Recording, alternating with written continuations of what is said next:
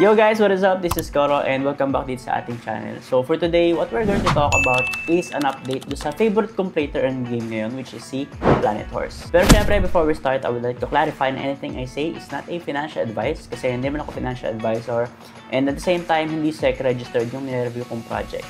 So hindi rin ako affiliated sa kanila, so lahat ng to is purely my opinion lang. And lastly, laging pinaalala sa inyo, always do your own research before doing anything else na related sa crypto kasi anything that is related to crypto is risky. So with that said, tara proceed tayo dito sa video natin na update with Planet Horse. So yun guys, as you can see, ito yung mga kabayo ko. So meron ako ngayong 10 horses right now. So sa recent video ko, hindi ko maalala kung ilan yung pinakita ko sa inyo. I think 4 or 6 horses lang pinakita ko at that time. Pero yun nga, bumili ako ng dalawang epic.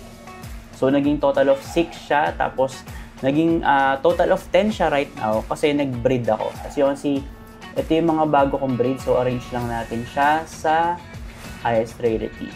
So, yun guys, as you can see, ito yung mga bago kong breed. So, nakikita nyo, level 1 pa lang sila. Tapos, Gen 1. Pero, bala ko siyang i-level. Pero, ibibenta ko muna yung isa dito kasi hindi ko kailangan ng dalawang female na legendary. Pero yun nga, if ever naman, maganda yung makuha ko doon sa bago kong breed kasi meron akong binibreed kanina pa tapos. Pero hindi ko pa siya sinecheck kasi nga gusto kong ipakita sa inyo. Pero yun nga, gusto kong pag-usapan yung main update nila which is yung breeding system. And syempre yung upcoming stable minting nila. Kasi guys, meron akong papamigay doon na GTD and first come first serve na whitelist spot. So if ever interested kayo, mag-follow kayo sa Twitter ko kasi doon ko pinopost yun sa ibang mga socials ko. Pero mainly sa Twitter ko ginagawa yung giveaway ko na yan. Pero nga, ang kanilang main update, so ito na, breeding farm. So click nyo lang yan, breeding farm.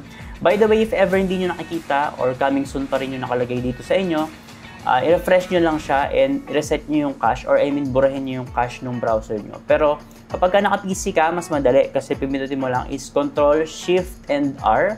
So, pag pindot mo nun, automatically mag-refresh yung page ng browser mo and at the same time, mag-delete niya yung cache ng mismong website. Pero yun nga, click mo lang tong breeding farm.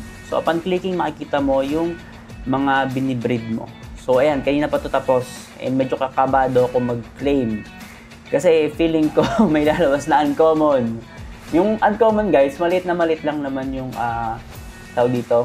Percentage niyan kapag ka epic and legendary. So by the way, bago ko claim yan, gusto kong pakita sa inyo yung update nila sa kanilang docs. And guys, may update yung white paper nila. So makikita nyo dito kung magkano yung tawag dito, mga cost. So by the way, naka-Oracle system yung kanilang breeding system which is para sa akin very good, no? Kasi yung breeding system natin kapag ka hindi yan naka-Oracle, sobrang sakit ng price yan kapag ka nag-pump yung mismong token price ni Planet Horse. Pero pag nag-dump naman siya, sobrang magiging mababa, no? Pero ito, magiging maganda to kasi syempre dynamic yung model nila. So for common to common, no? Base price is $10. And by the way, kapag ka hindi parehas ang rarity yung breed mo, for example, common and uncommon, ang susundin niyang rarity na table is yung common, which is yung lowest dun sa dalawang kabayo na ipag-breed mo. So for example, meron kang legendary and rare na pinag-breed. Ang susundin nun na rarity table is yung sa rare. Kaya I-suggest kapag ka mag-breed kayo ng higher rarity, mas okay na higher rarity din i-breed nyo. So for example, legendary, mythic, epic. Yan. So ganun yung ginagawa ko. Dalawang epic and dalawang legendary. Tapos mamaya guys, papakita ko sa inyo kung paano mag-breed. So, papakita ko muna kung paano mag-play. Pero yun nga, ito yung breeding chances natin. So, right now, meron akong epic na binibreed and legendary. So, pair yan. So, if ever nalilito kayo dito sa nakalagay ditong numbers, explain ko. So, itong first number natin is yung common percentage. Next is uncommon. Next is rare. Next is epic, legend, and mythic. Sa legendary naman, 0% chance ang common, 1% uncommon. Ang rare is 6%, 30% ang epic, 56% ang legendary, 7% ang mythic. So as you can see, baka makakuha ko ng uncommon, no?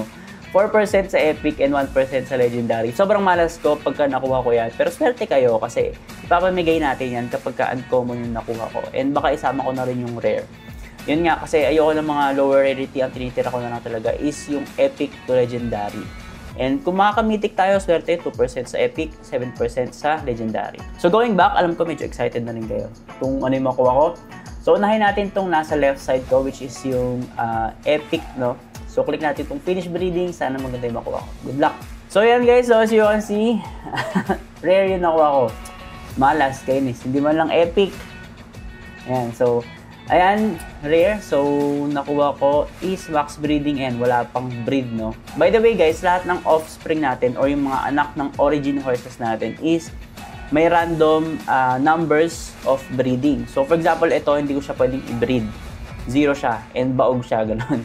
And ang max niyan is 3 kapag offspring. So, iba dyan nakakuha ng legend na 3 ang max breeding and napakaswerte nun. When it comes to stats naman, ang sinusunod niyang stats is yung sa parent stats niya. So, kahit rare to, mataas yung stats niya kasi ang sinunod niyang stats is yung sa parents niya na epic parents. So, ang goal kasi ng Planet Horse is magkaroon tayo ng malalakas na horses, no? Kasi ang farming naman natin dito sa racing na ginagawa natin ng farm ng P-Horse token is nakabase sa stats. So, the higher the stats, mas mataas yung makukuha mong P-Horse token kada race mo.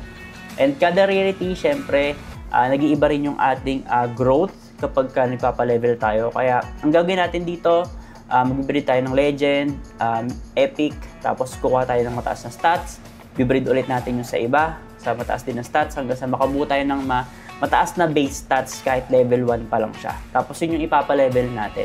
Pero syempre, gusto ko rin i-level yung mga iba't iba kong mga horses na nakuha, lalo yung epic and legend, kasi pwede ko pa rin siya naman ipang farm ng P-Horse token. Tapos syempre ginagamit ko yung P-Horse token pang breed and syempre yung pang medal, pang level up natin. So marami tayong token sync and paggagamitan ng P-Horse, kaya hindi tayo naubusan ng paggagamitan niya. So anyway, ayan, minsan nagbabag siya. So kailangan mo lang i-refresh. So refresh lang natin to para maklaim natin yung isa pa natin na binibreed. So breeding farm. Ayan, tapos na rin natin tong legend. Sana legend, please. Kailangan ko ng legend na male na may breeding. Ayan. So, legendary male, sakto. Pero, hindi ko siya pwedeng i-breed. Kasi, wala siyang max breed. Pero check natin, no, sa bag. Kasi hindi ko sure kung bakit. Kung ganito ba talaga to or 0. So, punta tayo sa bag natin. Ay, sorry pala. Sa racing. So, hanapin natin, guys, yung bago nating nakuha. So, color blue yun, diba? Ito pala, guys. 3 pala yung max breed niya. Tapos, ito pala, 1. So, dito nyo pala ma-check kung ilan yung breed. So, swerte ko dito guys. So, 3 yung max breed niya. Ito pala guys sa taas. So, meron akong 2 female na tig-isa. So, i-breed ko na lang yan. So, 2 babae i-breed ko sa isang lalaki. Ayan. So, hindi ko lang pwedeng pagsabayin. Pero okay lang yun. At least makaka-breed na tayo ng legendary. Tapos guys, yung epic ko, I think, meron akong magka-partner dito eh. Or kulang ata. Ayan. So, basta meron akong 2 rare din na pwede ko ring i-breed. Ay, hindi pala guys kasi 0 yung male ko. Ayan, 0. Sorry medyo mahirap i-scroll eh. So, ayan. Yung rare ko, breed niya 0. Ayan. So, titignan ko pa ako ano yung mga pwede kong gawin dito. Pero yun nga, magbe-breed ako right now. Papakita ko sa inyo kung paano mag-breed dito.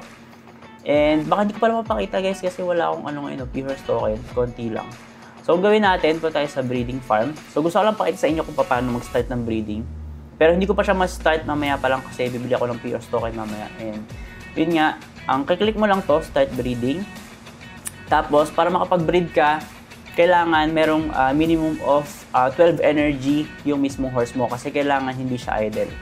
So, for example, pili tayo ng isa. So, for example, itong epic male ko. Ayan, breed. Tapos, meron pa ako isa ito. Epic female. Ayan. So, Gen 0 din ito. So, Gen 0 is yung mga origin horses natin. So, Gen 1 is yung offspring ng mga Gen 0. So, magkakaroon tayo ng Gen 2, yung mga offspring ng Gen 1. And by the way, guys, bukod sa update nila ng breeding, no, magkakaroon sila ng upgrade ng costing dito. So, sa Friday, which is bukas, magiging double yung price ng mga offspring breeding.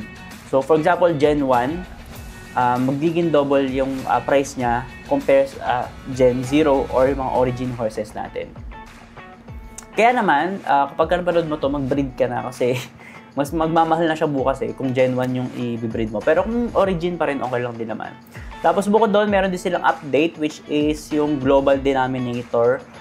Diniscuss ko yun sa unang video ko. So, yung global denominator, ang quick info lang natin dito is mas bababa yung P-Horse token na nafa-farm natin kasi guys, mas madami na tayong kabayo. So, binibase nila doon. So, maganda yung data nila and By doing this, no, mas magiging rare yung P-Horse token. Tapos, medyo hindi tayo masyado magda-dump. And bukod doon, marami mga use cases to. So, pwede natin itong gamitin. So, I think magiging maganda to sa economy ni Planet Horse sa susunod na mga weeks. Kasi meron din silang upcoming update na stable. So, ito yon. So, ang quick info natin sa stable naman guys, diniscuss ko to last time, pero quick info natin dito, may dagdag tayong energy. Sakop nito lahat ng horses natin. So, maganda to kapag marami kang horse, sulit na sulit ang stable. And at the same time, pwede ka mag-breed dito ng sabay-sabay. Kasi guys, dito, dalawa lang yung pwede mong i-breed na pair. Kapag may stable ka, I think kapag level 1, 4 ata, or 16. So, I'm not sure, no? Tignan nyo na lang sa white paper. Pero yun nga, mas maraming breeding na pwede kang gawin dito ng sabay-sabay kapag may stable. Tapos guys, ang minting price nun is 250 RON.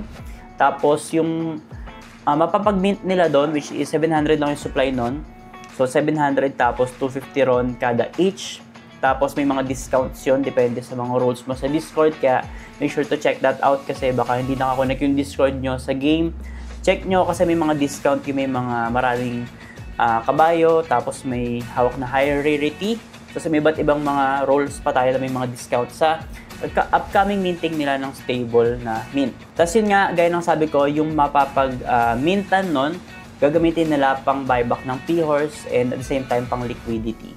So maganda to para sa P-Horse economy and sa mismong economy ni Planet Horse. Pero nga going back dito sa ating breeding, as you can see, ito yung ating price right now. So 28,745 yung kanilang P-Horse token na required. Tapos guys, ang presyo nun in US dollars is around 25 US dollars. Kasi guys, nakadepende nga yun sa token price natin. So kapag mas mataas yung token price natin, mas magiging konti yung required P-Horse token natin kasi nga naka-oracle siya. So kahit anong price pa yung token natin, same pa rin yan, around 25 USDT pa rin yung magiging price natin doon sa breeding.